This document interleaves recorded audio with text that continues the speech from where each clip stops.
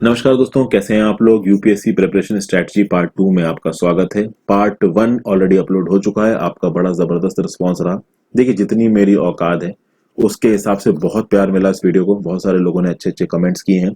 मैं काफी खुश था उस वीडियो पे वो रिएक्शन देख के। मैंने फ्रैंकली इतना सोचा नहीं था कि इस लेवल का रिएक्शन भी आ सकता है मेरी बनाई हुई वीडियो पे, खासकर प्रिपरेशन पे बनाई हुई वीडियो पे। क्योंकि देखिए, यूपीएससी का एग्जाम मैंने भी अटेम्प्ट किया है और यूपीएससी का एग्जाम मैंने क्वालिफाई नहीं किया है। तो टेक्निकली देखा जाए, समझदारी के साथ देखा जाए, तो आपको यूपीएससी प्रिपरेशन स्ट्रेटजी किसी एक ऐसे पर्सन की देखनी चाहिए जिसने उस एग्जाम को क्वालिफाई किया है। और आप में से ज्यादातर लोगों ने उस स्ट्रेटजी को देखा भी होगा। चलिए, मेरे एंगल से भी आप इस यूपीएससी प्रिपरेशन की स्ट्रेटजी को समझ लीजिए। फर्स्ट पार्ट आप देख चुके हो, सेकेंड पार्ट में बता रहा हूं। और ये इस वीडियो को बनाने का सबसे बेस्ट टाइम है मेरे हिसाब से, दो वजहों से। फर्स्ट ऑफ ऑल, अभी रिसेंटली फाइनल रिजल्ट आया है यूपीएससी का 2019 का। दूसरा, 2020 का प्रीलिम्स होने वाला है। और तीसरा, 2021 का नोटिफिकेशन, सॉरी कैलेंडर आ गया है। 2021 में जो एग्जाम होने वाला है उसका कैलेंडर आ गया, डेट्स वगैरह आ गई हैं। तो देखिए, जो एग्जाम निकल चुका है वहां पे सिलेक्टेड कैंडिडेट्स को देख के वैसे ही आप लोग जोश में आ गए होंगे कि भाई हम भी आईएएस बनेंगे, आईपीएस बनेंगे। एक तरीके के अंदर से उम्मीद जग गई होगी, उसमें कोई बुराई नहीं है।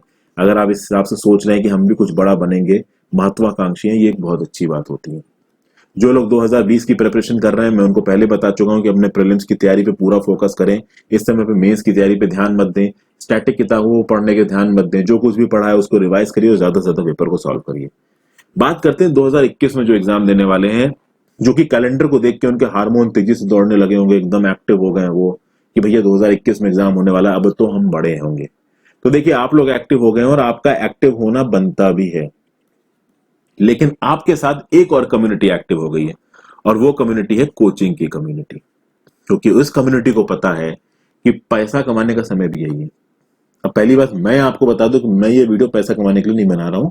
फर्स्ट ऑफ ऑल, मेरे चैनल पे अभी कोई भी पेड इनिशिएटिव चल नहीं रहा, आगे आने वाले कुछ महीनों तक चलने वाला है भी नहीं। और जैसा कि मैंने पोल करवाया था, मेरे यहाँ पे जो पेड इनिशिएटिव चलेगा वो मैक्सिमम 250 रुपए महीने का होगा। वो भी चलेगा कि नहीं चलेगा पता नहीं मेरे को, वो एक अलग चीज है। कोचिंग इंस्टीट्यूट्स ज्यादातर अब 1 लाख की तो बिक नहीं रही, तो कोई 30,000 की बना रहा है, कोई 40,000 की बना रहा है, कोई 15,000 की बना रहा है। इस तरीके की कोचिंग इंस्टीट्यूट के रेट चल रहे हैं। और वो रेट इसलिए चल रहे हैं, पता है भैया, सेल चल रही है लोगों की। क्यों चल रही है? 2021 का कैलेंडर आ गया है, उस कैलेंडर के चलते बहुत सारे लोग एनरोल कराएंगे, कोचिंग खरीदेंगे। ये बेस्ट टाइम है स्टूडेंट्स को अपनी तरफ खींचने का, क्योंकि ये एक ऐसा समय है जिस समय आप बिल्कुल जोश में होते हो। आप कुछ समय के लिए, इनफैक्ट कुछ दिनों तक आपका ये जोश बहुत ज्यादा स्ट्रांग होता है कि हाँ भाई, हम एग्जाम निकाल देंगे, हम एग्जाम निकाल देंगे। वैसे भी ये जो 20 से लेकर 26-27 साल तक की उम्र होती है, इसमें जोश थोड़ा ज्यादा होता है, खून थोड़ा ज्यादा गर्म होता है, दिमाग थोड़ा कम एक्टिव होता है। ठीक है, तो वो जोश और जो जोश खोश है आपके अंदर, उस जोश खोश को थोड़ा संभाल के रखें। क्योंकि अगर आपको यूपीएससी का एग्जाम को क्वालिफाई करना है तो ये जो जोश है इसको आपको लगा के रखना पड़ेगा लगभग 1.5 से 2 सालों के लिए। किसी की किस्मत बहुत अच्छी रही तो कहो 1 साल 12 महीने या 14 महीने में उसको रिजल्ट मिल जाए, नहीं तो 1.5 से 2 साल तो एक स्टॉपर को मिल ही लग ही जाते हैं। मिनिमम इतना साल तो प्रिपरेशन में चला ही जाता है। 4-5 दिन के जोश में क्या होता है कि आप एकदम से जोश से आ जाते हो, प्रिपरेशन स्ट्रेटजी देखते हो। उन प्रिपरेशन स्ट्रेटजी में ये बताया जाता है कि हम ये कराएंगे, हम ये कराएंगे, हम ये कराएंगे, और आप कोई एक पर्टिकुलर कोर्स ज्वाइन करते हो। ठीक है, ज्वाइन करने के बाद वो कराएंगे कि नहीं कराएंगे इस बात की कोई गारंटी देखिए रहती नहीं। मैं आपको यहाँ पे कुछ स्पेसिफिक चीजें बताने वाला हूँ। पिछली वीडियो में मैंने जो पढ़ाई के सोर्सेस थे, जो किताबें थे, वो थोड़ी कम बताई थी। इस वीडियो में मैं कोर्स को देख के, सिलेबस को देख के, चाहे वो प्रीलिम्स का सिलेबस हो, जीएस पेपर 1 जीएस पेपर 2 दोनों का, और उसके साथ साथ जो यूपीएससी मेंस का सिलेबस है, जीएस पेपर 1, 2, 3 और 4, ऐसे का अलग से बताने की कोई जरूरत नहीं, क्योंकि ऐसे में आपको जनरल पॉइंट्स लिखने हैं। तो अगर जनरल स्टडीज पेपर 1, 2, 3, 4 और पूरे यूपीएससी के एक जनरल सिलेबस को अगर आप पूरा कर लेते हो तो आराम से आप जो ऐसे वाला पेपर है उसको हैंडल कर सकते हो। राइटिंग प्रैक्टिस थोड़ी चाहिए होती है ऐसे में, that is a different thing. इस वीडियो के एंड में हम राइटिंग प्रैक्टिस के बारे में भी बात करेंगे। तो आगे बढ़ने से पहले सबसे पहले तो मैं कोर्स खोल लेता हूं आपके सामने, तो थोड़ी सी आसानी रहेगी। वैसे तो देखा जाए तो syllabus for GS paper 1, prelims paper 1, ये तो हमने पिछली बार भी देखा था 2। लेकिन मैं काम कर रहा हूं यूपीएससी 2020 का जो नोटिफिकेशन है ना, वहीं से सीधे सीधे सिलेबस को खोल रहा हूं। ये रहा भाई यूपीएससी 2020 का notification, syllabus for exam, syllabus for exam. देखते हैं भाई प्रिलिमिनरी एग्जाम का सिलेबस। भाई सबसे पहले तो current affairs, current events of national and international importance. सबके जो सोर्सेज हैं, देखिए बुक का जो सोर्सेज है वो मैं आपको इकट्ठा बताऊंगा। ओके, मतलब मैं प्रीलिम्स के अलग अलग किताबें बताऊं, मेंस के अलग अलग किताबें बताऊं, वो सही नहीं है। कहीं ना कहीं मैं आपसे ये बोलूंगा कि जब आप किताब पढ़ते हो तो किताब को प्रीलिम्स और मेंस दोनों के पर्सपेक्टिव से पढ़िए, और ये ज्यादातर लोग बताते हैं। हिस्ट्री ऑफ इंडिया, इसमें एंशिएंट, मिडिवल, मॉडर्न तीनों आती है। ज्योग्राफी, जिसमें physical geography, social geography, economic geography of the India and world. फिर polity, economic and social development, इसमें इकोनॉमिक्स भी आ जाती है आपकी। इन्वायरमेंट, जिसमें क्लाइमेट चेंज और बायोडाइवर्सिटी भी आ रही है। और जनरल साइंस। ओके, आगे ये सीसैट के पेपर का सिलेबस है, जिसके बारे में मैंने पिछली बार थोड़ी बहुत बातचीत की थी, थोड़ा आज और बताऊंगा। फिर आता है भैया मेंस के सिलेबस के। मेंस के सिलेबस में पहला एसए है, एसए के बारे में अभी मैंने कुछ एक ब्रीफ इंट्रोडक्शन दिया। आगे चलते हैं। जो मेन 4 सब्जेक्ट हैं जीएस पेपर 1, क्या क्या आ रहा है इसमें? Indian heritage and culture, history and geography of the world and society. मतलब सीधे सीधे भैया हेरिटेज एंड कल्चर यानी आर्ट एंड कल्चर समझ में आ रहा है, हिस्ट्री समझ में आ रहा है, यहाँ पे ज्योग्राफी समझ में आ रहा है। ये 3 चीजें समझ में आ रही है। और ऑब्वियसली बात है, चूंकि जीएस पेपर ये मेंस का है, तो इसमें इससे रिलेटेड जो करंट अफेयर्स के फैक्ट्स हैं वो भी इंपॉर्टेंट हो जाते हैं। ठीक है, तो यहां पे आपको एंशिएंट, मिडिवल और मॉडर्न हिस्ट्री तीनों जरूर काम देगी। जितनी भी तरीके की आपने सोशल, इकोनॉमिक, ह्यूमन ज्योग्राफी सब पढ़ी है, सब काम देगी। कुछ हद तक आर्ट एंड कल्चर भी आपको काम देगा। इस पे भी आते हैं दोस्तों, इन सब चीजों को हम लोग यहाँ पे देखेंगे। जीएस पेपर 2 पे आते हैं। इसमें governance, constitution, polity, social justice and international relation. भैया संविधान पे आपको पकड़ होनी चाहिए। संविधान पे पकड़ तो देखिए आपको प्रीलिम्स में भी होनी चाहिए और मेंस में भी होनी चाहिए। उसके लिए किताब लक्ष्मीकांत में ऑलरेडी डिस्कस कर रहा हूं। किताबों की बात अभी करेंगे, थोड़ा रुक के रहिए। आप इसको पढ़िए एक बार, सिलेबस आप खुद से पढ़िए एक बार, सिलेबस में क्या क्या इंपॉर्टेंट चीजें हैं, इसके लिए किताबें कौन कौन सी इंपॉर्टेंट है ये भी बताता हूं। जीएस पेपर 3 पे आ जाते हैं। यहाँ पे टेक्नोलॉजी, टेक्नोलॉजी ऑब्वियसली बात है पुरानी तो पूछी नहीं जाएगी, लेटेस्ट टेक्नोलॉजी के बारे में पूछा जाएगा, तो करंट अफेयर्स बहुत इंपॉर्टेंट हो जाता है। इकोनॉमिक डेवलपमेंट, अब इकोनॉमिक डेवलपमेंट तो भैया हमारे आजाद होने से पहले भी हो रहा था, हमारे आजाद होने के बाद भी हुआ, अभी भी हो रहा है एलपीजी रिफॉर्म्स के बाद। Biodiversity, environment, security, disaster management, ये सारे के सारे, और खासकर disaster management in terms of corona pandemic और इतने सारे जो साइक्लोन आ रहे हैं इंडिया में, ये जो जीएस पेपर 3 है ना, बहुत हद तक ये जीएस पेपर 3 आपका करंट अफेयर्स ओरिएंटेड है। बहुत हद तक ये करंट अफेयर्स ओरिएंटेड है, इसके ऊपर ही बात करेंगे। और भैया चौथा, general studies paper 4, ethics, integrity and aptitude. इसके बारे में सबसे ज्यादा गलतफहमी फैलाई गई।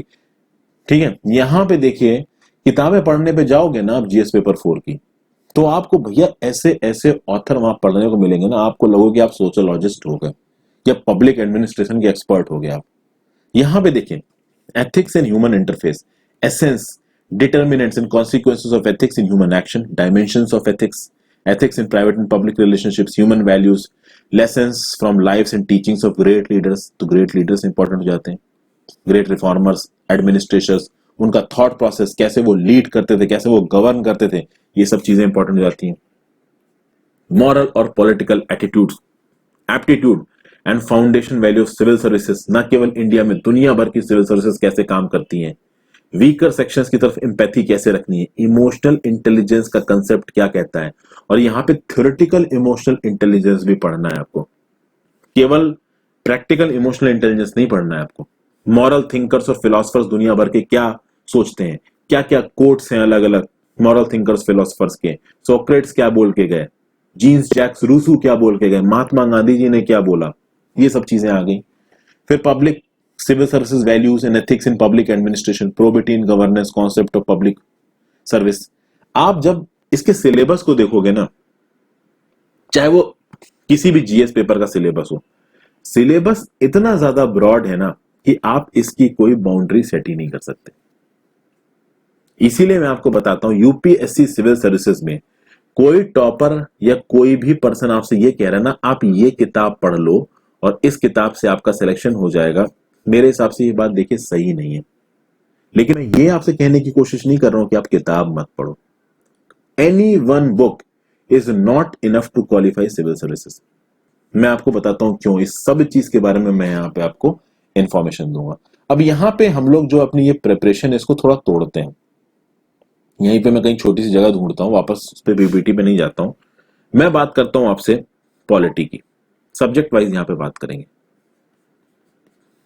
देखिए प्रिपरेशन बुक्स की जब मैंने आपके साथ बात की, मैंने सबसे पहले आपसे क्या बोला कि भाई आप एनसीईआरटी पढ़ो।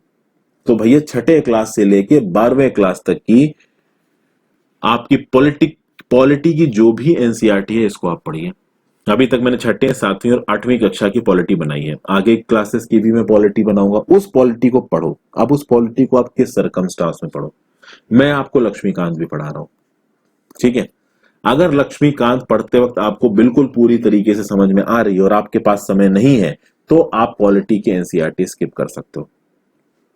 बट अगर आपके पास समय है, जो कि अभी आपके पास है, अगर आप 2021 की तैयारी कर रहे हो तो आपको एनसीईआरटी भी पढ़नी चाहिए। कुछ ज्यादा समय नहीं जाता। अगर आप लोग घर पे बैठ के पढ़ाई कर रहे हो, आप सबके पास 12 आवर्स है। चलिए 9 आवर्स ऑफ क्वालिटी स्टडीज है। इन 9 घंटों में आप बहुत कुछ कर सकते हो, ठीक है। ये एक बात होगी। पॉलिटी के लिए जब किताब की बात आई तो एक किताब मैंने आपको बताई लक्ष्मीकांत, ठीक है। बहुत सारे लोग और भी किताबों का नाम लेते हैं, जैसे सुभाष कश्यप का नाम लिया जाता है। पॉलिटी के लिए एक और बहुत अच्छी किताब फेमस है जिसका नाम है DD Basu, introduction to the constitution of India by DD Basu. मैं आपको बिल्कुल बोलूंगा डीडी बासु मत पढ़ना। कुछ बड़े बड़े जो एक्सपर्ट टाइप के लोग आके कहते हैं ना, वो बोलेंगे आपसे कि भैया लक्ष्मीकांत के साथ डीडी बासु पढ़ो। लक्ष्मीकांत तो सिर्फ प्रीलिम्स में काम देगी, डीडी बासु मेंस में काम देगी। डीडी बासु पढ़ मत लेना, बहुत समय बर्बाद होगा और बहुत कम एक्स्ट्रा सीखने को मिलेगा। मैंने अपने प्रिपरेशन के टाइम पे क्या गलती की, मैंने डीडी बासु को पहले पढ़ लिया। और भैया डीडी बासु एक ऐसी किताब है, अगर मैंने एम लक्ष्मीकांत को पहले पढ़ा होता, बाद में डीडी बासु पढ़ी होती, तो एक बार को मुझे समझ में आती। 2 रीडिंग्स डीडी बासु की मारने के बाद मुझे समझ में आनी थोड़ी बहुत शुरू हुई। एंड में पता चला कि भैया M Laxmikanth was more than enough, there is no need to read DD Basu. मैं इसका रीजन बताता हूं क्यों। बहुत सारे लोग ये लॉजिक देते हैं कि भाई एम लक्ष्मीकांत एक रिकॉग्नाइज्ड कॉन्स्टिट्यूशनल एक्सपर्ट नहीं है, वहीं पे डीडी बासु एक रिकॉग्नाइज्ड कॉन्स्टिट्यूशनल एक्सपर्ट है, इसलिए आप डीडी बासु की तरह के थ्रू लिखी हुई किताब को पढ़िए।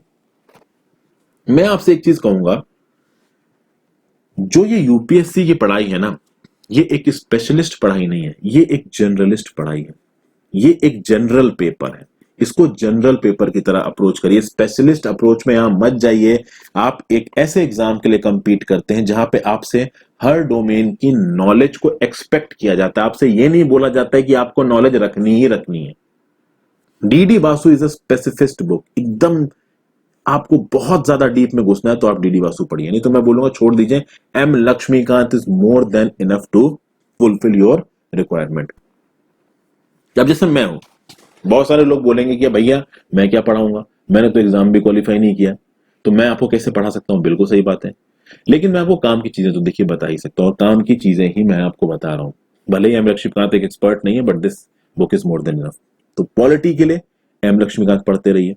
साथ साथ एक चीज याद रखिएगा, मैं किसी भी सब्जेक्ट की बात कर रहा हूं, भले ही वो मैं एंशिएंट हिस्ट्री की बात कर रहा हूं, हर सब्जेक्ट में करंट अफेयर्स बहुत इंपॉर्टेंट हो जाते हैं। इसलिए मैं अपने चैनल पे करंट अफेयर्स पे बहुत फोकस करता हूं। मैं एडिटोरियल भी बनवा रहा हूं, मैं डेली क्विज भी बना रहा हूं। विनीत सर डेली क्विज बना रहे हैं, और विनीत सर के जो डेली क्विज के जो क्वेश्चंस होते हैं ना, जो उनका कंटेंट होता है ना, वो जबरदस्त होता है। जो उनके क्वेश्चंस की क्वालिटी होती है वो जबरदस्त होती है, अगर आपने कभी उनके क्वेश्चंस की क्वालिटी को ध्यान से एनालाइज किया हो। ओके, और साथ साथ डेली करंट अफेयर्स न्यूज वाली वीडियो पड़ती है। ये 3 वीडियोस मैं बनाता हूं दिन में करंट अफेयर्स से रिलेटेड। मैं क्यों बनाता हूं 3 वीडियोस करंट अफेयर्स से related? First of all, current affairs आपकी जनरल अंडरस्टैंडिंग को इंप्रूव करते हैं। दूसरा, भैया इस करंट अफेयर्स का कोई तोड़ नहीं है यूपीएससी की प्रिपरेशन में, चाहे यूपीएससी की प्रिपरेशन हो चाहे किसी और एग्जाम की प्रिपरेशन हो, करंट अफेयर्स का कोई तोड़ नहीं।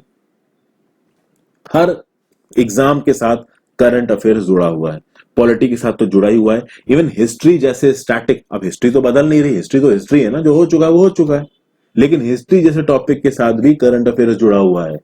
कुछ ना कुछ किसी ना किसी डायनेस्टी या मीडिवल रूलर से रिलेटेड इंफॉर्मेशन बाहर आती ही रहती है। और जो इंफॉर्मेशन करंट में आ गई वही इंफॉर्मेशन आपके एग्जाम के लिए भी जरूरी हो गई। बहुत सारे लोग बोलते हैं सर कि आर्ट आर्किटेक्चर कल्चर पढ़ें कैसे, ये तो इतना बड़ा है। भाई आप नहीं पढ़ सकते पूरा, एंशियंट हिस्ट्री आप पूरी नहीं पढ़ सकते। इसीलिए कहता हूं एंशियंट हिस्ट्री में वो चीजें बहुत ज्यादा इंपॉर्टेंट हो जाती हैं जो पिछले 2 या 3 साल के करंट अफेयर्स में रहती हैं। That's why I am saying you to do smart studies. अभी एंशियंट हिस्ट्री में क्या पढ़ना है इस पे भी अभी हम पहुंचेंगे।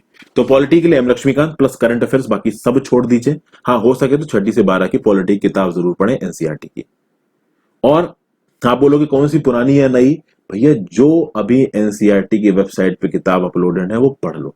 ये जो एक्सपर्ट ओपिनियन है ना कि पुरानी किताब में पुरानी वाली एनसीईआरटी में बहुत अच्छा है, या फिर जो तमिलनाडु बोर्ड की जो वो है वो बहुत अच्छी है, अरे भैया जो एनसीईआरटी की वेबसाइट पे अभी पढ़िए ना वो भी मोर देन इनफ है। इतना स्पेसिफिक मत पढ़िए, सिंपल रखिए अपनी प्रिपरेशन को, फायदे में रहोगे। जितना ज्यादा ट्रिकी करोगे आप अपनी यूपीएससी प्रिपरेशन को उतना ही ज्यादा रैट रेस में जाओगे, उतना ही ज्यादा परेशान होगे। ये जो यूपीएससी की प्रिपरेशन है इसको बिल्कुल सिंपल रखिए, और ये मैं एक्सपीरियंस से बता रहा हूं। मैं भी जब पढ़ रहा था मुझे किसी ज्ञानी ने बोल दिया डीडी वासु पढ़ो, भाई पागल बन गया मैं। डीडी वासु पढ़ते पढ़ते समझ में तो आ गई। डीडी वासु 4 महीने ले गए मेरी प्रिपरेशन के, जब मैंने सीरीज शुरू की 4 मंथ्स ऑफ माई प्रिपरेशन, ठीक है। और उसके एंड में मुझे कुछ खास गेन भी नहीं हुआ डीडी वासु से। चलिए वो एक अलग बात होगी। सबसे पहले हमने बात की हिस्ट्री पे, आगे किस पे चलते हैं। अच्छा आगे जाने से पहले एक बार रिलेट भी कर देता हूं। आप में से बहुत सारे लोग बोलोगे सर कोर्स के साथ तो रिलेट किया नहीं। जो भी पॉलिटी मैं आपको पढ़ाऊंगा करंट अफेयर्स के साथ मैच करके और एम लक्ष्मीकांत में, वहां पे या फिर आप खुद पढ़ोगे, मेरे से पढ़ाऊंगा कोई जरूरी नहीं। Indian constitution, functions and responsibility of union and state, separation of powers, नीचे तक आते जाइए। Comparison of Indian constitutional scheme with other countries, parliament and state legislatures, structure and organisation and functioning of executive and judiciary, RPA के features, constitutional post, constitutional bodies की ताकत, ये सब कुछ आपको एन लक्ष्मीकांत में मिल जाएगा और मेरी करंट की वीडियोस में मिल जाएगा। मेरी वीडियोस नहीं भी देख रहे हैं आप, अलग से पढ़ेंगे तो भी आपको मिल जाएगा। उसके आगे government policies and interventions for development in various sectors and issues arising out of their design and implementation, this is very much a current affairs related issue. Development process and development industry, the role of NGO, SHGs, various groups and associations, donations, charities, institutions, other stakeholders।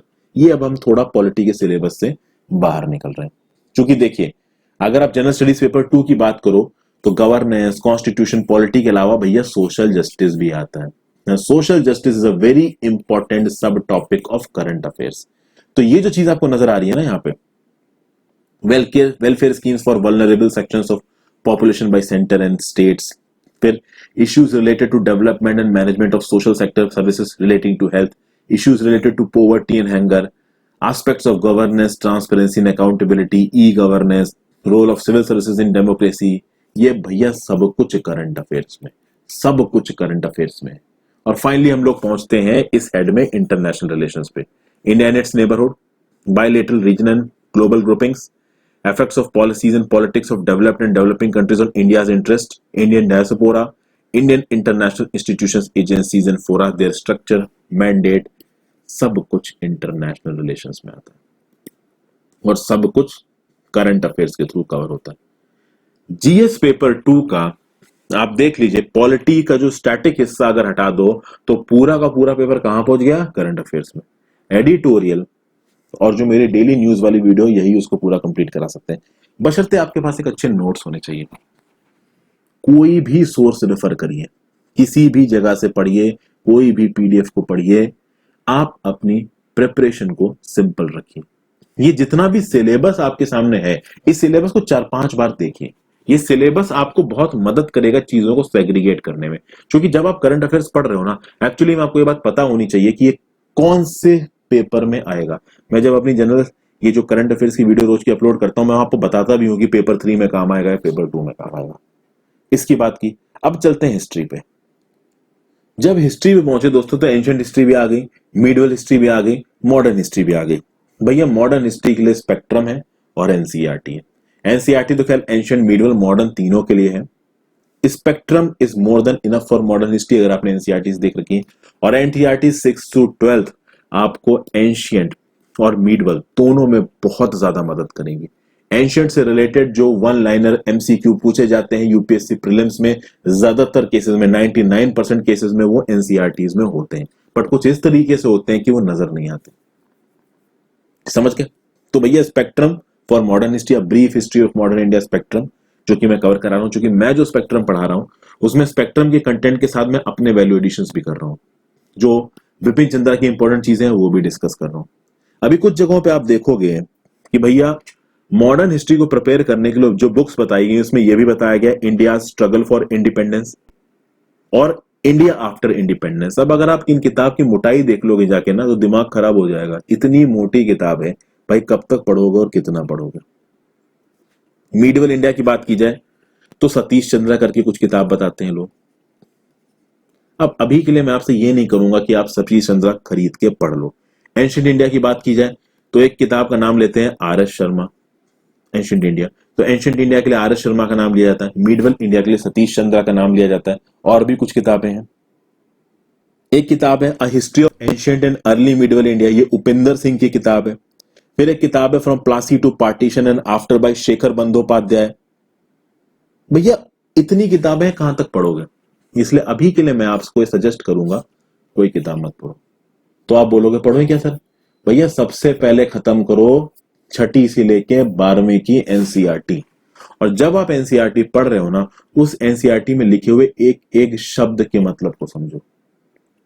साथ साथ आप a brief history of modern India spectrum पढ़ो मेरे हिसाब से। अब किसी ने अगर बिपिन चंद्रा भी पढ़ लिए तो इट्स ओके, ऐसा कुछ नहीं है। स्पेक्ट्रम में इसलिए बोलता हूं क्योंकि देखिए स्पेक्ट्रम में बहुत वाइड स्केल पे जो तथ्य है उनको कवर किया गया है, ठीक है। वैसे बहुत सारे ऐसे तथ्य हैं जो कि इंपॉर्टेंट नहीं है, बट फिर भी इंपॉर्टेंट सारे तथ्यों को कवर किया गया, हालांकि बहुत ज्यादा डिटेल में कवर नहीं किया गया स्पेक्ट्रम में, बट हम डिटेल कर सकते हैं ना उसको अलग से इंफॉर्मेशन को इकट्ठा करके।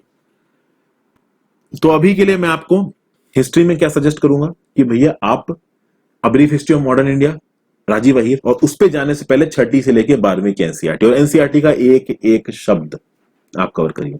Brief history of modern India आप सीधे भी शुरू कर सकते हो क्योंकि बहुत ही बेस से शुरू हुई है, सब कुछ समझ में आएगा। अगर आप मेरी वीडियो से पढ़ रहे हो तो ऑलमोस्ट आपको समझ में आ जानी चाहिए। अब तक जो मुझे उस पर रिव्यू मिला है वो अच्छा ही मिला है।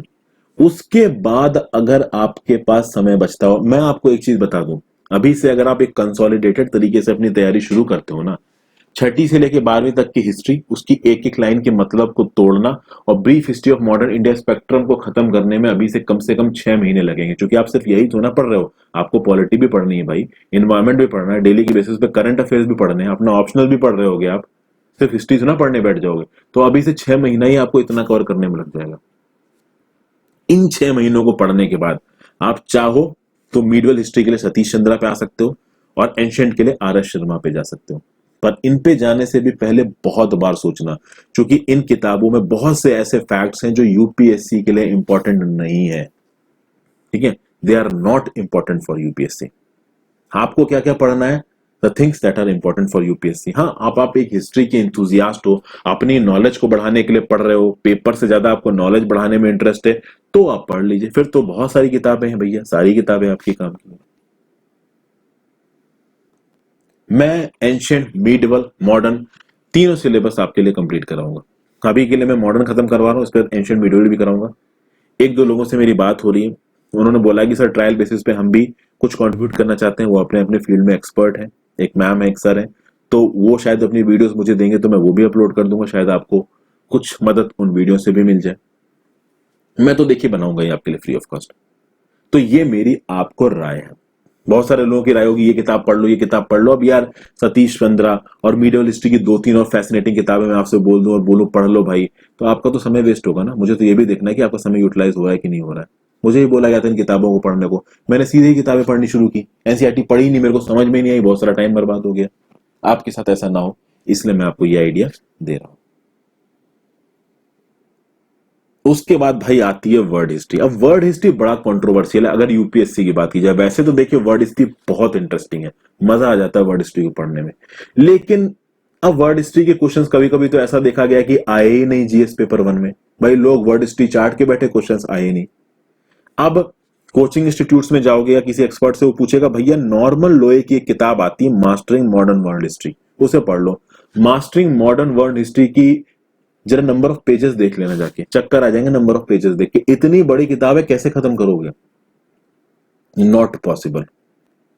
वर्ल्ड हिस्ट्री जो कि एनसीईआरटी में कवर की गई है, अब एनसीईआरटी में देखिए लिमिटेड कवर की गई है। जरूरी यह है कि वो जो एनसीईआरटी वाली वर्ल्ड हिस्ट्री उसको बहुत एक्सपैंड करके उसको बहुत ज्यादा डिटेल में, जितना ज्यादा उस किताब के हिसाब से हो सकता था उतना ज्यादा डिटेल में उसको कवर करना चाहिए, जो कि मैं आपके साथ कराऊंगा। तो जब मैं आपके साथ वर्ल्ड हिस्ट्री एनसीईआरटी की खत्म करूंगा ना, मैं उसको इतना ज्यादा वाइड आपको पढ़ाऊंगा कि आपको उसके सारे फैसेट समझ में आ जाए कि यूपीएससी में मेंस में अगर आपके सामने कोई क्वेश्चन आए तो आप फटाक से कुछ ना कुछ तो उसमें लिख सको। इससे एक्स्ट्रा वर्ड हिस्ट्री भी मैं आपके लिए बनाऊंगा।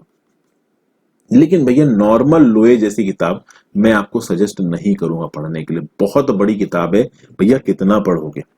ठीक है ना, ये तो वही बात हो गई, गड्ढे में ढकेलने वाली बात हो जाएगी आपके लिए। ठीक है, फिर हम आगे चलते हैं ज्योग्राफी पे। ज्योग्राफी मैं आपसे पहले कह चुका हूं, कई बार बोल चुका हूं, जब भी ज्योग्राफी की बात आती है मैं आपसे कहता हूं छठे से लेके 12वीं तक की एनसीईआरटी की ज्योग्राफी की किताब की एक एक लाइन को तोड़ के देखिए, आपको ज्योग्राफी पूरी आ जाएगी। जितनी बार भी मुझसे लोग बोलते हैं 6 से 12th, जब तक मैं एनसीईआरटी खत्म करूंगा, अभी तक मैंने केवल 9th खत्म की, 10वीं 11वीं 12वीं बाकी, जब तक ये 3 किताब खत्म होगी ना, आपकी ज्योग्राफी खत्म कर दूंगा मैं। उसके बाद ज्योग्राफी में कुछ चीजें बचेंगी, जैसे कि गोचे लियोन की एक किताब है certificate physical and human geography, लेकिन वो certificate physical and human geography की सारी चीजें काम की नहीं है यूपीएससी के सिलेबस में, बहुत सिलेक्टेड चीजें काम की है, वो सिलेक्टेड चीजें मैं आपको बताऊंगा। प्लस भैया कोई भी एटलस अच्छा सा स्कूल एटलस ज्योग्राफी के लिए खरीद के रख लीजिए, जब भी ज्योग्राफी पढ़ें मैप्स को जरूर रेफर करते हैं। इसलिए जब भी मैं एडिटोरियल या करंट अफेयर्स डिस्कस करता हूं या ज्योग्राफी का एनसीईआरटी भी पढ़ाता हूं, तो भी जितना ज्यादा हो सकता है लैंड फॉर्म्स को दिखाने के लिए इमेजेस और मैप्स का मैं बहुत ज्यादा प्रयोग करता हूं। कल्चर, एंशिएंट हिस्ट्री के एनसीईआरटी में जितना कल्चर आ रहा है उसको पढ़ें। नितिन सिंघानिया की कल्चर की किताब बहुत सारे लोग पढ़ने को बोलते हैं, मैं आपको सजेस्ट नहीं करूंगा कि आप इस किताब को पढ़ो। आपके पास समय है तो आप पढ़िए, क्योंकि नितिन सिंघानिया की पूरी किताब कल्चर के रिस्पेक्टिव से काम की है नहीं, वो भी बहुत बड़ी है। मैं देखिए यहाँ करने की क्या कोशिश कर रहा हूं, मैं आपका जो सोर्सेज है ना पढ़ने को, उनको कट करने की कोशिश कर रहा हूं। मैं आपको प्रायोरिटी सेट कर रहा हूं।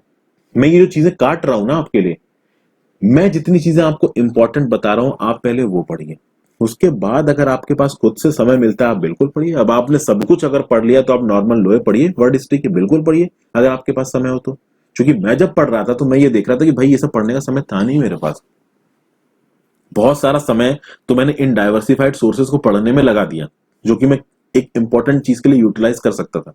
आपको क्या लगता था ये जितने भी टॉपर्स हैं जो कि एग्जाम क्वालिफाई करते हैं वो अपना 100% सिलेबस कंप्लीट करके जाते हैं? नहीं जाते हैं, ये रियलिटी है। तो अभी के लिए शुरुआत में तो एटलीस्ट मैं आपसे बोलूंगा कि जो नितिन सिंघानिया की आर्ट एंड कल्चर की किताब आती है इसको मत पढ़िएगा, बिल्कुल मत पढ़िएगा शुरुआत में। जो जो चीजें मैं अभी आपको बिल्कुल अर्जेंट बता के चल रहा हूं उनको पहले खत्म करो, उनको खत्म करने में ही 6 से 8 महीने चले जाएंगे भाई, अगला पेपर आपके सर पे आ जाएगा, आप इतनी चीजें कंप्लीट कर ही नहीं सकते। और मैं भी देखिए धीरे धीरे कंप्लीट करा रहा हूँ। स्पेक्ट्रम पॉलिटी के लिए इतने मैसेजेस आते हैं भाई, मैं इतनी वीडियोस रिकॉर्ड करता हूँ, मेरा गला थक जाता है बोलते बोलते, बट फिर भी जितना तेज हो सकता है उतनी तेज मैं रिकॉर्ड कर रहा हूँ। चलिए आगे चलते हैं। ज्योग्राफी के बारे में मैंने आपसे बात की, तो हमने किसकी किसकी चीज के बारे में बात कर ली? हिस्ट्री के बारे में बात कर ली, जिसमें हिस्ट्री में वर्ल्ड हिस्ट्री भी है, आपका कल्चर भी बात हुई है, पॉलिटी की भी बात हुई है और ज्योग्राफी की भी बात हुई है। आगे चलते हैं। अब जब हम पहुंचे जीएस पेपर 3 पे दोस्तों, यहां पे आ गई इकोनॉमी, इकोनॉमिक डेवलपमेंट। इकोनॉमी को माना जाता है इसी में। देखिए इकोनॉमी के लिए एक किताब आपको बताई जाती है रमेश सिंह। नो डाउट रमेश सिंह एक अच्छी किताब है, बट रमेश सिंह से केवल आपका काम चल जाए ऐसा देखिए होने वाला है नहीं। रमेश सिंह से में इंपॉर्टेंट चीजें हैं, बट आप सब कुछ रमेश सिंह से कंप्लीट नहीं कर पाओगे। आपको करंट से रमेश सिंह को जोड़ना पड़ेगा, आपको करंट अफेयर्स पे कमांड करनी ही पड़ेगी। इकोनॉमी में बिना करंट अफेयर्स के आप चीजें समझ नहीं सकते। इकोनॉमी बहुत बड़ा टॉपिक है। इंडिया की इकोनॉमी किस तरीके से काम करती है, कैसे हमारी मॉनेटरी पॉलिसी काम करती है, कैसी हमारी फिस्कल पॉलिसी काम करती है, मॉनेटरी पॉलिसी फिस्कल पॉलिसी में फर्क क्या है, आरबीआई गवर्नमेंट की ताकतें, क्या क्या इकोनॉमिक टर्म्स रहे हैं न्यूज में, ये सब बहुत ट्रिकी है। इसके लिए आपको प्रॉपर तरीके से करंट अफेयर्स को फॉलो करना पड़ेगा। हाँ उसमें आपका रमेश सिंह मदद करेगी, नो डाउट इन दैट। तो ठीक है, रमेश सिंह आप पढ़ सकते हो, ठीक है। मैं भी आपके लिए इकोनॉमी की वीडियोस कराऊंगा जिसमें मैं रमेश सिंह से रिलेटेड कॉन्सेप्ट से बताऊंगा और भी बहुत सी जो चीजें हैं इससे अलावा जो इंपॉर्टेंट है, और रमेश सिंह की इंपॉर्टेंट चीजों को एक्सट्रैक्ट करके मैं आपके सामने जरूर रखूंगा। फिर आता है इन्वायरमेंट। इन्वायरमेंट में भैया शंकर आईएएस के नोट्स इंपॉर्टेंट है। देखिए शंकर आईएएस के नोट्स अच्छे हैं, नो डाउट अच्छे हैं, बट पूरे के पूरे ब्लाइंडली शंकर आईएएस के नोट्स को मत पढ़िएगा, वो बहुत ज्यादा एग्जॉस्टिव है, उतना काम का है नहीं। मैंने एनवायरमेंट से रिलेटेड एक प्लेलिस्ट बना रखी है। अब वो प्लेलिस्ट थोड़ी ऑर्डर में नहीं है दोस्तों, बट आप उस इन्वायरमेंट एंड इकोलॉजी की जो मेरी प्लेलिस्ट है पूरा देख जाइए, आपको इन्वायरमेंट अच्छा खासा समझ में आ जाएगा। और उसी इन्वायरमेंट की प्लेलिस्ट में मैं और वीडियोस भी अपलोड कर दूंगा जो कि आपकी प्रिपरेशन के लिए इंपॉर्टेंट है। शंकर आईएएस को आप रेफर कर सकते हैं, इंपॉर्टेंट किताब है, सब कुछ मत पढ़िएगा। शंकर आईएएस अगर 100% है ना, 40 to 50% इज इंपॉर्टेंट, बाकी इंपॉर्टेंट नहीं है। आगे आते हैं, सिक्योरिटी एंड डिजास्टर मैनेजमेंट से रिलेटेड सारी की सारी चीजें, टेक्नोलॉजी से रिलेटेड सारी की सारी चीजें, बायोडाइवर्सिटी से रिलेटेड सारी की सारी चीजें, इकोनॉमिक डेवलपमेंट से रिलेटेड सारी की सारी चीजें जो करंट अफेयर्स से रिलेटेड है, वो मैं करंट अफेयर्स में आपके साथ डिस्कस करता हूं, एडिटोरियल में आपके साथ डिस्कस करता हूं, करंट अफेयर्स में आपके साथ डिस्कस करता हूं। आगे आने वाले समय में ये कोशिश करूंगा, देखिए पीडीएफ तो मैं प्रोवाइड करता ही करता हूं, मैं आपको पेपर वाइज उसके नोट्स प्रोवाइड करूं, ये भी मैं आपको कोशिश करूंगा, क्योंकि जीएस पेपर 3 है ना जो दोस्तों, जीएस पेपर 3 पूरा का पूरा करंट अफेयर्स बेस्ड है। जैसे कि अब आप जीएस पेपर 3 में अगर आप लैंड रिफॉर्म्स इन इंडिया की बात करो, तो लैंड रिफॉर्म्स इन इंडिया आप कह सकते हो एक स्टैटिक पार्ट है जो कि रमेश सिंह के बेसिक्स में, इनफैक्ट इकोनॉमिक्स के बेसिक्स में ये कंप्लीट हो जाएगा। Major crops, cropping pattern in various parts of the country, kharif, zaid, ये सब तो आपको देखिए पता ही है, राबी, किस तरीके की इरिगेशन सिस्टम्स यूज करने जा रहे हैं, ये सब तो ऑलमोस्ट न्यूज में रहता है। ई टेक्नोलॉजी की मदद से फार्मर का इस्तेमाल कैसे किया जा रहा है, किसान credit card, soil health card, भाई कितनी सारी स्कीम्स है, रोज हम लोग एडिटोरियल में इस पे बात करते हैं। पब्लिक डिस्ट्रीब्यूशन सिस्टम किस हिसाब से काम कर रहा है, one nation one ration card scheme, ये सब क्या है भाई, प्रधानमंत्री किसान निधि सम्मान योजना, कितनी चीजें डायरेक्टली चल रही हैं। अभी fair and remunerative, fair FRP की मैंने बात की थी शुगर केन में, fair and remunerative price, minimum support price जो कि आपकी शुगर केन में लगती है, ये सब चीजें हम लोग डेली बेसिस पे डिस्कस करते हैं और यही इंपॉर्टेंट है आपके एग्जाम्स के पर्सपेक्टिव से। हमारी हिस्ट्री में इनको लेके क्या हुआ उसकी थीसिस में मत बैठ जाइएगा, काम नहीं देगा आपको। वो जो करंट में चल रहा है वही काम देने वाला है, क्योंकि करंट से रिलेटेड जितनी भी पुरानी चीजें काम की हैं वो तो मैं डिस्कस करूंगा ही करूंगा आपके साथ। फिर इंफ्रास्ट्रक्चर की फील्ड में इन सब में क्या चल रहा है, ये मैं अक्सर कर आपको अपने एडिटोरियल में बताता रहता हूं। Effects of liberalization on the economy, ये जब हम लोग इकोनॉमी के बेसिक्स पढ़ रहे होंगे, कैसे शुरुआत में हमारी इंडस्ट्रियल ग्रोथ हुई, कैसे हमारी इंडस्ट्रियल पॉलिसी चेंज हुई, ये आप कह सकते हो एक तरीके से स्टैटिक का पार्ट है, हिस्ट्री का पार्ट बन चुका है। ये मैं आपको बताऊंगा किस किस तरीके के इन्वेस्टमेंट मॉडल्स काम करते हैं, नए नए इन्वेस्टमेंट मॉडल्स आ रहे हैं। साइंस एंड टेक्नोलॉजी, देखिए साइंस एंड टेक की जब बात आती है, सबसे पहले लेके 6ठी से लेके 10वीं क्लास तक की साइंस आपको सॉल्व करनी, समझनी, पूरी एनसीईआरटी पढ़नी। 6ठी और 7वीं कक्षा की एनसीईआरटी में पूरी बना चुका हूं, 8वीं 9वीं 10वीं की बनानी बाकी, मैं बनाऊंगा, जरूरी है पढ़नी, बिल्कुल पढ़िए। उसके बाद साइंस एंड टेक्नोलॉजी का जो संडे को हिंदू का जो पेज आता है ना, मैं कोशिश करूंगा कि उसके लिए कोई ना कोई इनिशिएटिव मैं जल्दी शुरू करूं, क्योंकि हिंदू में जो संडे को पेज आता है उससे आपका ये वाला है, plus achievements of Indians in science and technology, indigenisation of technology and developing new technology, तीसरा awareness in the fields of IT, space, computers, ये सब चीजें उसी एक पन्ने से हो जाएंगी। और करंट अफेयर्स तो हम लोग डेली बेसिस पे देखते ही हैं, तो करंट अफेयर्स में डेली के बेसिस पे इस तरीके की चीजों को मैं हल्का फुल्का डिस्कस करता हूं, और जो द हिंदू में संडे को पेपर आता है उसका जो जिस्ट है उसको भी मैं आपको प्रोवाइड करने की कोशिश करूंगा। एनवायरमेंटल इंपैक्ट असेसमेंट कितना ज्यादा न्यूज में चल रहा है भाई, ये रूल्स आए हैं नए, ये वाला हेड पूरा का पूरा करंट अफेयर से रिलेटेड है। एनवायरमेंट इंपैक्ट असेसमेंट में तो कहिए सीधा सीधा सवाल आ जाए, डिजास्टर मैनेजमेंट, डिजास्टर ही डिजास्टर फैला भैया, कोरोना पैंडेमिक, इस डिजास्टर के चलते एक नया फंड खोल दिया गया पीएम केयर्स, पीएम केयर्स पे सवाल बनेगा, कहां से आएगा, डिजास्टर मैनेजमेंट से या इकोनॉमी से। कोरोना से रिलेटेड जो भी सवाल है वो सब डिजास्टर मैनेजमेंट, पूरा का पूरा करंट अफेयर्स है। Linkages between development and the spread of extremism, हमारे देश में एक्सट्रीमिज्म जो फैल रहा है, एक्सट्रीमिज्म के लिए कितने फैसेट्स है भाई, नागालैंड में तो एक्सट्रीमिज्म फैल रहा है, अरुणाचल प्रदेश में मोन ऑटोनॉमस रीजन की बात कर लीजिए, चाहे पतकई ऑटोनॉमस काउंसिल की बात कर लीजिए, चाहे जम्मू एंड कश्मीर में जो हो रहा है, चाहे टर्की और पाकिस्तान हमारे इंडिया के अगेंस्ट स्टांस ले रहे हैं कश्मीर में, ये सब आपका इस चीज से रिलेटेड है। Role of external state and non state actors, challenges to internal security, role of media and social networking sites in internal security challenges, Bangalore rights, रोज बताता हूं मैं आपको। Various security forces, their agencies and mandate, security challenges and management in border areas, everything is covered in current affairs। दोस्तों हर चीज current affairs में लिखी है, किसी किताब में मत घुसिए, किसी किताब को अगर उठा भी रहे एक लिमिट तक इन्वॉल्व हुई। हाँ मैं कहूंगा आप एम लक्ष्मीकांत की पूरी थेसिस करो, एनसीईआरटी की पूरी थेसिस करो, रमेश सिंह की आप थेसिस करो, स्पेक्ट्रम मॉडर्न हिस्ट्री की आप थेसिस करो, इसके बाद अगर बचता है तो कुछ हद तक मेडवल और एंशिएंट हिस्ट्री किताबों की आप थेसिस करो, बट इससे ज्यादा किताबों में मत घुसना, बर्बाद हो जाओगे, इतना ज्यादा पढ़ भी नहीं पाओगे। आगे चलते हैं।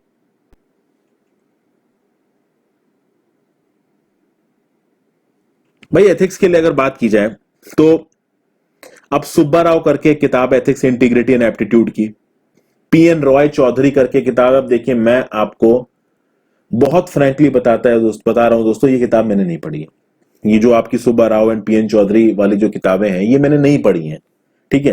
तो ये कितनी अच्छी है कितनी बुरी है मैं आपको नहीं बता सकता। मैंने जब आपका जीएस पेपर 4 का पेपर दिया था मैंने बहुत प्रिसाइज पढ़ा था, एक छोटा सा रजिस्टर बनाया था मैंने, उसमें नोट्स बनाए थे, मेरे नंबर भी ठीक ठाक आए थे, 120 नंबर थे मेरे 250 में से। तो देखिए ठीक ठाक ही नंबर थे, बहुत अच्छे नंबर तो मैं नहीं बोलूंगा इनको, बट बुरे भी नहीं थे। ओवरऑल जो मेरा कट ऑफ था वो काफी कम से ही मिस हुआ था। तो मैंने बहुत स्मार्ट तैयारी की थी। स्मार्ट में मैंने जो इंपॉर्टेंट फिलोसफर्स हैं उनकी थ्योरी को पढ़ा था, इंडिया के जो इंपॉर्टेंट फिलोसफर्स हैं उनकी थ्योरी को पढ़ा था। स्टैटिक पार्ट है जो एथिक्स का उसको बहुत ढंग से पढ़ा था, ठीक है। जैसे डायमेंशंस ऑफ एथिक्स क्या क्या होते हैं, ठीक है। एथिक्स एंड ह्यूमन इंटरफेस, इससे रिलेटेड जो थ्योरी है ये क्या क्या है। तो कुछ थ्योरी पार्ट, बहुत लिमिटेड थ्योरेटिकल पार्ट मैंने बहुत ध्यान से पढ़ा था। इमोशनल इंटेलिजेंस से रिलेटेड इंपॉर्टेंट थ्योरी क्या क्या है, मॉरल थिंकर्स और फिलोसफर के इंपॉर्टेंट कोट्स, उनकी थ्योरीज, इन सब चीजों को मैंने पढ़ा था। बहुत छोटे छोटे नोट्स भी बनाए थे, आप बोलोगे तो नोट्स में मैं शेयर कर दूंगा। तो ये कुछ सोर्सेस थे जो दोस्तों मैंने आपको बताने की कोशिश की। जितना ज्यादा ईमानदारी से हो सका उतना ज्यादा ईमानदारी से मैंने चीजों को आपके सामने रखने की कोशिश की। देखिए जाली चीजें मैं आपके सामने रखना नहीं चाहता दोस्तों। जितनी भी चीजें मैंने आपको बताई हैं आप उनको पढ़िए, किसी भी ऐसे जाल में मत फंसिए कि आप 30,000 40,000 या 50,000 की पेमेंट करके आपने कोचिंग ज्वाइन कर ली। हाँ आपके पास अगर फालतू पैसे हैं, एक्स्ट्रा पैसे हैं, आप खत्म कर सकते हो तो बिल्कुल करो, कोई टेंशन नहीं है। आप 40,000 दो, 50,000 दो, पैसे एक्स्ट्रा हैं तो आप बिल्कुल दे सकते हो, कोई बात नहीं है, कोई प्रॉब्लम नहीं है। लेकिन फिर भी अगर आपके पास पैसे की कमी है तो जितनी चीजें मैंने आपको बताई आप पहले उनको पढ़ो। मैंने आपको प्रायोरिटी बताई कि आपको पहले क्या पढ़ना है, उसके बाद आपके साथ समय बचता है तो आप दूसरी चीजें पढ़ो। 2021 के लिए अगर आप तैयार कर रहे हो जितना मैंने आपको बताया उतना ही नहीं पढ़ पाओगे। मैं जो वीडियोस बता रहा हूं बना रहा हूं, चाहे वो एनसीईआरटी को चाहे वो करंट की हो, बिल्कुल पढ़िए, क्योंकि मैं यूपीएससी के डायमेंशन से ही वीडियो बनाता हूं। वो भले ही आपको कुछ वीडियोस आपको करंट की हो सकता है, न्यूज की हो, वो सब यूपीएससी के डायमेंशन हैं। जैसे कि टर्की पे ये जो आपका करियर म्यूजियम इसको बदला गया, यहाँ पे मैंने पूरी हिस्ट्री बताई आपकी टर्की की। वहां पे जो वर्ड हिस्ट्री मैंने आपको बताई ओटोमन एम्पायर की, बाइजेंटीन एम्पायर की, उसके पॉइंट्स को आप अपने यूपीएससी जीएस1 से रिलेटेड अगर वर्ड हिस्ट्री में सवाल आता है वहां पे आप कोट कर सकते हो। इस तरीके से आपको चीजों को इंटर रिलेट करके चलना पड़ेगा। आप लोगों को क्या चाहिए, आपकी मेंटेलिटी क्या है मैं बताता हूं। आपकी मेंटेलिटी ये है कि भैया कहीं एक जगह पे हमको पूरा कंसोलिडेटेड सिलेबस मिल जाए तो हमारा काम बन जाए। This is your mentality. ये मैं जानता हूं आपकी मेंटेलिटी क्या है। लेकिन भाई देखिए आप सिविल सर्वेंट बनने वाले हैं, एक डिस्ट्रिक्ट का चार्ज आपके पास रहेगा। इस तरीके की मेंटेलिटी आपको मदद नहीं करेगी। हमें कोई घुट्टी पिला के आईएएस आईपीएस बना दे, भाई नहीं बन पाओगे। आईएएस आईपीएस का काम है डिसीजन लेना। अगर आप अपनी प्रिपरेशन के समय ही डिसीजन नहीं ले सकते हो, एनालिसिस नहीं कर सकते हो, तो फिर आप कैसे एक्सपेक्ट कर रहे हो। फिर तो आप कोचिंग वालों को मौका दे रहे हो पैसा कमाने का भाई, तो वो तो पैसा कमाने को बैठे ही हैं, वो कमाएंगे ही। जितने भी लोग सेलेक्ट करके आगे बैठे हैं उनको ग्राउंड लेवल पे डिसीजन लेने हैं। इनफैक्ट ग्रुप ए छोड़ो यार, आप किसी ग्रुप बी की नौकरी में जाओ, वहां पे भी आपको डिसीजन लेने हैं, काम करना है। आप कहीं पे भी कुंद दिमाग लेके नहीं सरवाइव कर पाओगे। अगर कुंद दिमाग कर रखा है ना भैया, कुछ नहीं होने वाला है तुम्हारा। मैं पहले बता दूं, दूसरों को पैसा बांट रहे हो और कुछ नहीं कर रहे हो, ठीक है। तो कॉपी किताब लेके कन्वेंशनल मोड में टीचर के सामने बैठ जाओ, टीचर सब बता देगा, हम हीरो बन जाएंगे, आईएएस बन जाएंगे, नहीं बनोगे, ठीक है। अपना समय बर्बाद कर लो, कुछ और काम कर लो, ज्यादा सही रहेगा। एनालाइज करना सीखो, तब सक्सेसफुल होगे। कोई भी डाउट हो नीचे कमेंट सेक्शन में बता देना। आंसर राइटिंग को मैं एक अलग वीडियो में डिस्कस करूंगा, इसके ऊपर मैंने क्वेश्चन भी डाला है रिसेंटली अपने कम्युनिटी पोल में, उसके साथ इसको डिस्कस करूंगा। Thank you for watching. जो भी डाउट्स है आप नीचे कमेंट सेक्शन में बता सकते हैं। अगर लगे कि बहुत ज्यादा डाउट्स आए तो मैं पार्ट 3 भी बना दूंगा। Thank you for watching. I hope आपको मेरे व्यूज पसंद आए हो। Good bye.